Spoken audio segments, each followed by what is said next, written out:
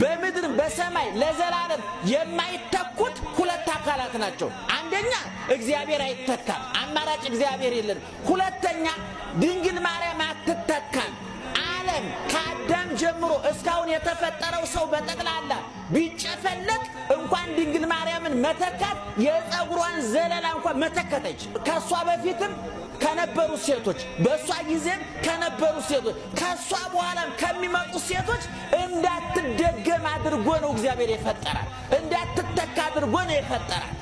መምህር እርሶም አይተኩም እኮ የእርሶም እናት አትተካም፣ እኔም አልተካም፣ የኔም እናት አትተካም።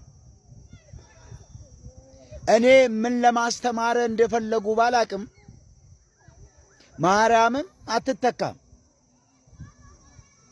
በምድር ላይ እግዚአብሔር አንድን ሰው በአንዱ አይተካም።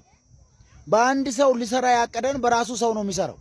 ጳውሎስም አይተካም፣ ጴጥሮስም አይተካም። በጴጥሮስ ሊሰራ ያሰበውን በጴጥሮስ ነው ሰርቶ ያለፈው።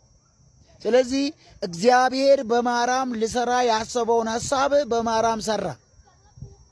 በማርያም በኩል ኢየሱስ ወደዚህ ምድር መጣ። ስለዚህ አትተካም። ስለዚህ ማርያም አትተካምና ሌላ ምን ትሁን?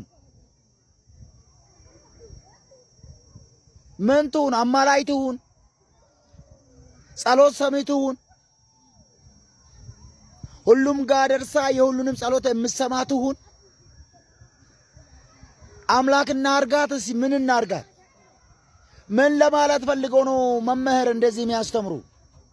እኔ አንድ ነገር ነግራችኋለሁ። ማርያም ስላልተተከች ምን ትሁን? እስቲ እነዚህ ሰዎች ኢንቴንሽናቸው ማርያምን ከሰው በላይ ከእግዚአብሔር በታች ሊያረጓትና አማላይ ሊያረጓት ነው። አምላክ ሊያረጓት ነው። ሊያመልኳት ነው። ሊሰግዱላት ነው። ማርያም አይሰገድላትም፣ አትመለክም። ጸሎትም አሰማም፣ አታማልድም። ይሄን ደግሞ እኛ የምንለው ማርያምን ስለምን ጠላት አይደለም፣ እንወዳታለን። ተተኪ አይደለችም፣ ብርቅዬ ናት ማርያም። ብርቅዬ ብትሆንም ግን አማላጅ አይደለችም። ብርቅዬ ብትሆንም ጸሎት ሰሚ አይደለችም። ብርቅዬ ብትሆንም ግን በእግዚአብሔርና በሰው መሃል አይደለችም፣ መካከለኛ አይደለችም። ስለዚህ አባቴ ማርያምን ሰው ብቻ ያርጓት።